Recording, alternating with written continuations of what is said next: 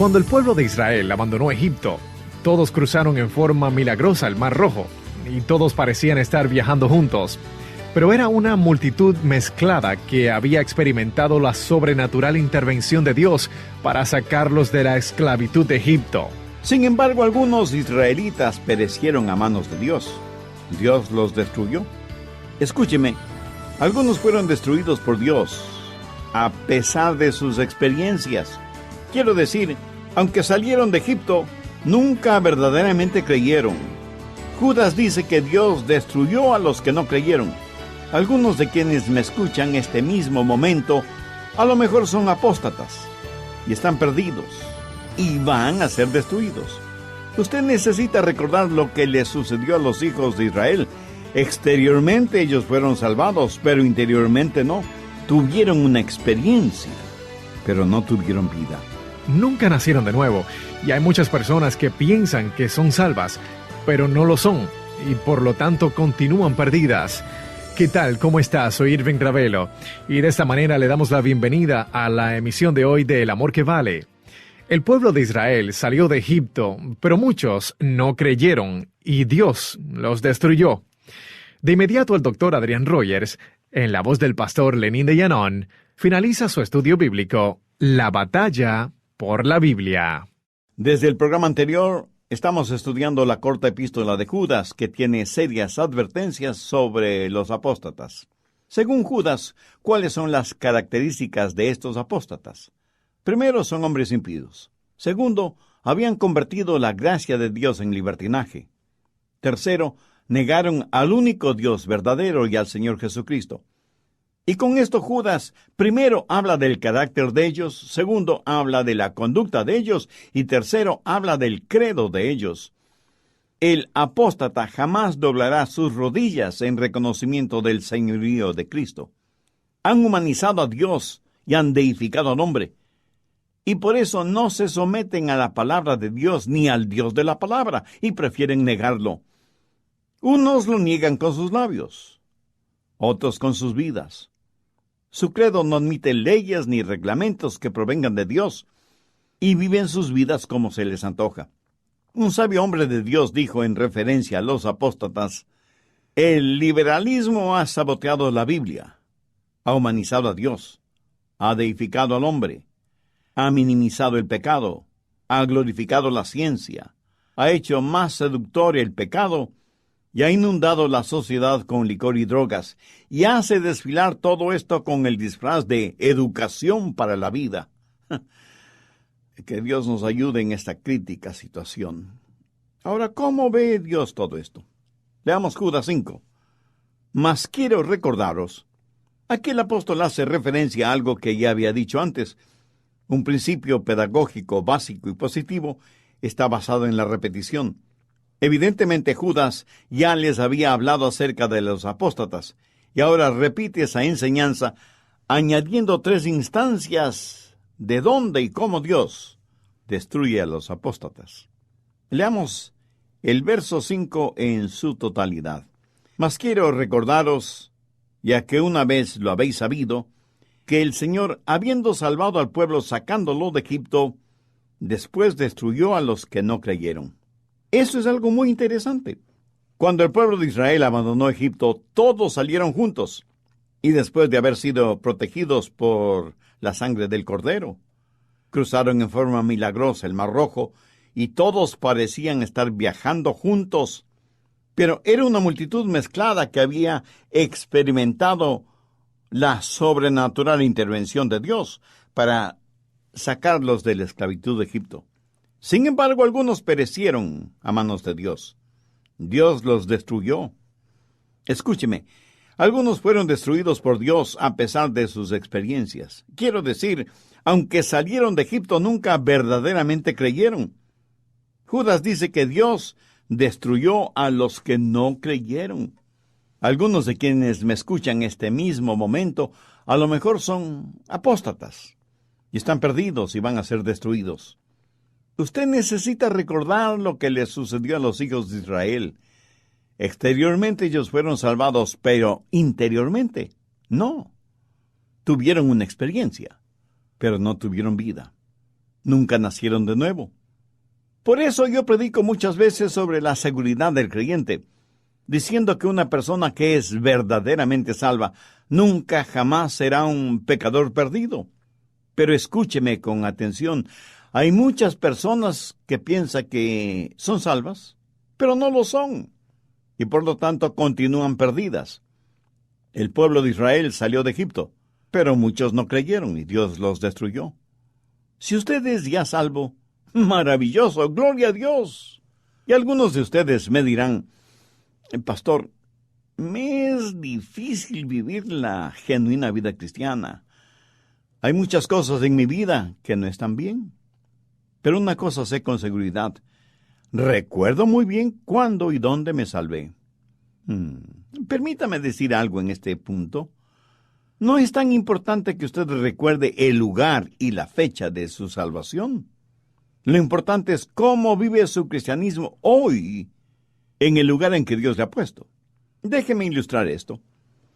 Si está casado, lo importante no es dónde se casó, sino si permanece casado. Quiero decir, la pregunta importante no es dónde se salvó, sino ¿es usted salvo ahora, este día, este momento? Hay muchas personas que han salido de su Egipto espiritual, que han pasado por esa experiencia, pero la Biblia dice que Dios las destruyó. ¿Por qué? Porque fueron apóstatas. Tenían una semblanza de santidad, pero con sus vidas negaban el poder de ella. Llegaron hasta las fronteras de la verdad, pero nunca cruzaron esa frontera. Nunca tuvieron una fe genuina, y es muy triste cuando la gente solo tiene esa clase de religión. Judas les hace acuerdo que aunque salieron de Egipto, Dios destruyó a los que no creyeron. Así que hubo destrucción, a pesar de la profesión de fe. En segundo lugar, hubo destrucción a pesar de la posición. Veamos el verso 6. Y a los ángeles que no guardaron su dignidad, sino que abandonaron su propia morada, los ha guardado bajo oscuridad en prisiones eternas para el juicio del gran día. Ciertos ángeles cometieron horribles pecados. Yo personalmente creo que el pecado que cometieron fue el de cohabitación, en referencia a las hijas de los hombres antes del diluvio. Produjeron una raza de monstruos identificados en la Biblia como hombres de renombre. Estos especialmente viles y malvados ángeles que hicieron lo que no debían hacer, fueron puestos en un lugar especial y encadenados con fuertes cadenas y puestos en oscuridad. Aquí no se refiere a demonios ordinarios porque, como ustedes seguramente bien lo saben, los demonios ordinarios no están encadenados. Esta es una clase especial de aquellos que pecaron mientras el arca era construida. Es increíble que gloriosos y resplandecientes ángeles, que son espíritus administradores, que están junto al trono de Dios, hayan caído tan bajo en la vileza y la maldad. ¿Qué es lo que nos está diciendo Judas? Que si no tenemos el Evangelio de nuestro Señor Jesucristo en nuestro corazón, independientemente de nuestra posición, tengamos cuidado de no caer. Usted puede ser un pastor, o un misionero, o un líder laico, o un excelente profesor, o un influyente ejecutivo, y sin embargo puede caer. Usted puede tener posición sin posesión.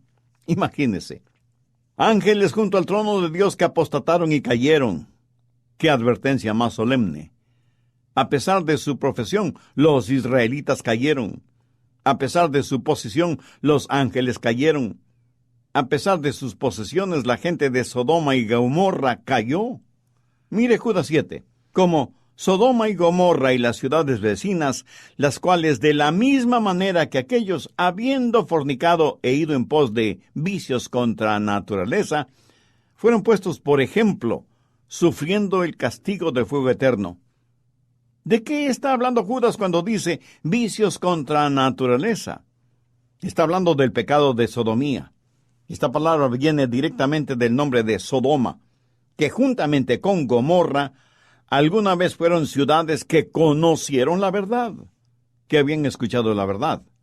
De hecho, uno de los hijos de Noé estuvo todavía en la tierra cuando estas ciudades fueron destruidas. Habían conocido el juicio de Dios por medio del diluvio. Dios envió ángeles a estas ciudades para advertirles, pero ellos apostataron y cayeron, y dieron las espaldas a Dios a pesar de sus posesiones. Y alguien seguramente me preguntará, Pastor, ¿por qué usted hace referencia a las posesiones? Bien, déjeme decirle algo. Si usted hubiera podido escoger el más hermoso lugar sobre la tierra en ese tiempo, seguramente hubiera escogido Sodoma. ¿Por qué? La tierra santa fue la tierra prometida, la tierra en donde fluía la leche y la miel.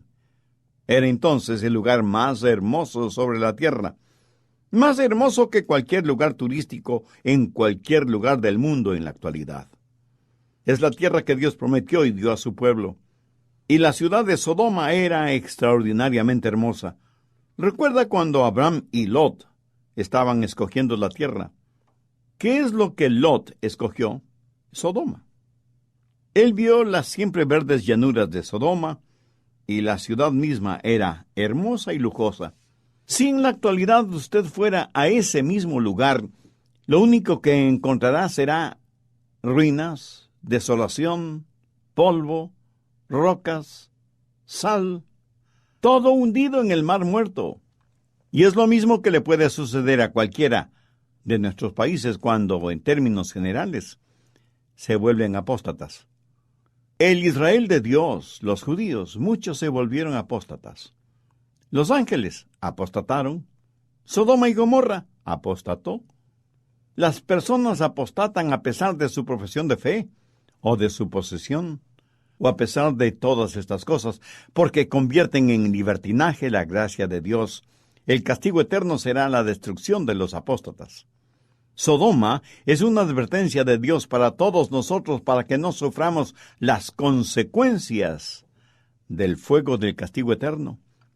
Por último, ¿cómo podemos defendernos de los apóstatas? La Biblia dice que debemos contender ardientemente por la fe.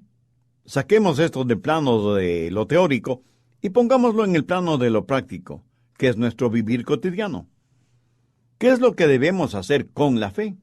¿Cómo contender ardientemente por la fe? Primero usted debe someterse a la fe. En otras palabras, usted necesita nacer de nuevo. Necesita recibir la verdad de la palabra de Dios, atesorarla en su corazón y jamás negar a Dios ni al Señor Jesucristo. ¿Ha hecho usted estas cosas? ¿Es Jesús su Salvador? ¿Se ha arrepentido usted de sus pecados? ¿Ha nacido de nuevo? ¿Sabe con absoluta certeza que es salvo? No me interesa saber lo que le sucedió espiritualmente en el pasado. Me interesa su vida cristiana de ahora. Algunas personas dicen que se salvaron en el pasado, pero ahora en el presente no dan ninguna evidencia de esa salvación. En segundo lugar, necesita estudiar la verdad, cimentar su fe. Muchos llamados cristianos no pueden distinguir entre apóstoles y epístolas. De hecho, muchos creen que las epístolas fueron las esposas de los apóstoles. Cuando usted le pregunta a algún cristiano si cree que la Biblia es la palabra de Dios, le aseguro que le contestará afirmativamente. Pero si le pide que busque un versículo en el libro de Ezequiel, le mirará como si les hubiera hablado en un idioma desconocido. Amigo, es mejor que aprenda lo que la Biblia dice. Memorice y sigue el consejo que Pablo le dio a Timoteo. Procura con diligencia presentarte a Dios, aprobado, como obrero que no tiene de qué avergonzarse, que usa bien la palabra de verdad. Hay tres grandes áreas que son el campo de batalla cuando está estudiando la verdad. Primero, la infalibilidad de las Escrituras. Segundo, la deidad de Cristo. Y tercero, la salvación por gracia, mediante la fe.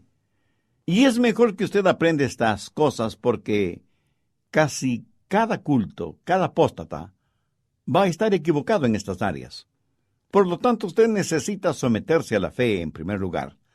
Segundo, necesita estudiar, profundizar su fe. Y en tercer lugar, usted necesita mostrar su fe. O sea, usted necesita vivir su fe, demostrar su fe cotidianamente.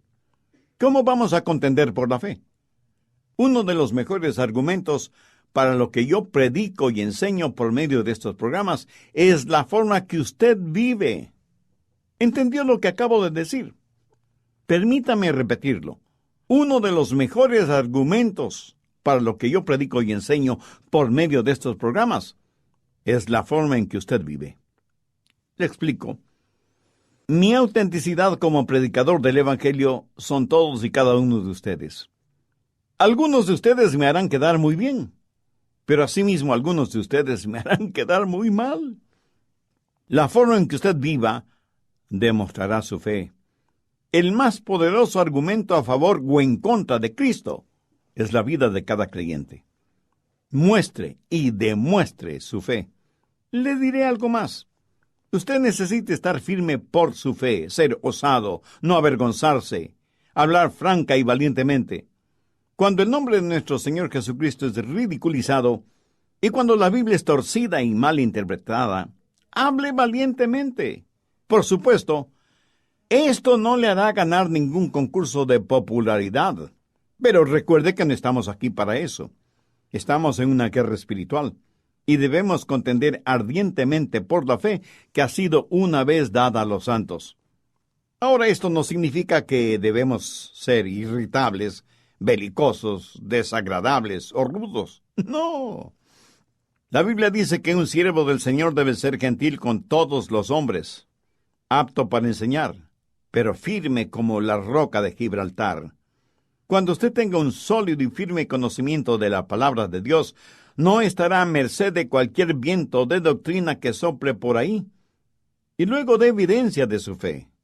Asista a una iglesia eminentemente bíblica y cristocéntrica, en donde no solo se predique la verdad, sino en donde le disipulen con la verdad. Si usted está en una iglesia que no contiende ardientemente por la fe una vez dada a los santos, si su iglesia se ha convertido en una iglesia liberal y apóstata, escúcheme, salga lo más pronto posible de esa iglesia. Hay sólidas y bíblicas iglesias en las cuales usted puede crecer espiritualmente con la verdad.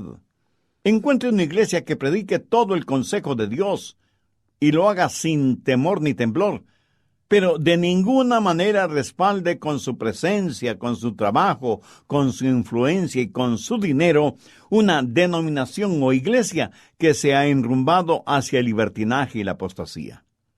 Respalde, sostenga, apoye siempre la verdad. Esa es la forma de contender ardientemente por la fe. Una cosa más, ¿usted necesita compartir su fe? Una de las formas de combatir la apostasía es el conocer la verdad, porque cuando usted cree en las cosas verdaderas, no creerá en las cosas falsas. Lógico, ¿no le parece? Y la prueba verdadera de si usted cree o no lo que la Biblia dice es compartiendo su fe con alguna otra persona. Y aunque es cierto que debemos defender la fe, eso no significa guardarla, encerrarla en donde nadie la vea. Debemos compartirla con otros. Si usted no puede compartirla, será porque a lo mejor no la tiene. La Biblia dice que quien cree en el Señor Jesucristo será salvo. No dice, tal vez, a lo mejor, o pudiera ser. No. El que cree en el Señor Jesucristo será salvo. ¿No le gustaría hacer esa decisión espiritual ahora mismo? Sencillamente ore y diga, Señor Jesús, me arrepiento profundamente de mis pecados. Por eso vengo a ti en busca de perdón y salvación. Amado Señor Jesucristo, aunque no tengo palabras para agradecerte el que hayas dado tu vida en la cruz del Calvario, para en esa forma pagar la deuda de mis pecados, sí puedo y quiero invitarte a que vengas a morar en mi corazón y seas mi Salvador y mi Señor. Desde ahora te entrego el control de mi vida y pido tu ayuda para que me hagas un instrumento útil y de bendición en tus manos. Y lo pido en tu santo nombre. Amén. Si usted hizo esa decisión espiritual, tenga la amabilidad de escribirnos al respecto. Su carta nos dará la oportunidad y privilegio de orar por usted y su decisión de tener una nueva vida en el Señor Jesucristo. Amigas y amigos, muchas gracias por escribirnos y animarnos a continuar. Y en elamorquevale.org puede volver a escuchar el mensaje de hoy. Reitero nuestra información. Nuestro número estadounidense es el 901-382-7900. Repito, 901-382-7900. O escríbanos a El Amor que Vale, P.O. Box 38400, Memphis, Tennessee 38183, Estados Unidos. Gracias por escuchar hoy al Dr. Adrian Rogers. Soy Irving Ravelo. Esperamos que nuestra programación le haya ministrado y ha ayudado a sentir verdaderamente el amor que nuestro Señor Jesucristo posee por usted. El amor que vale.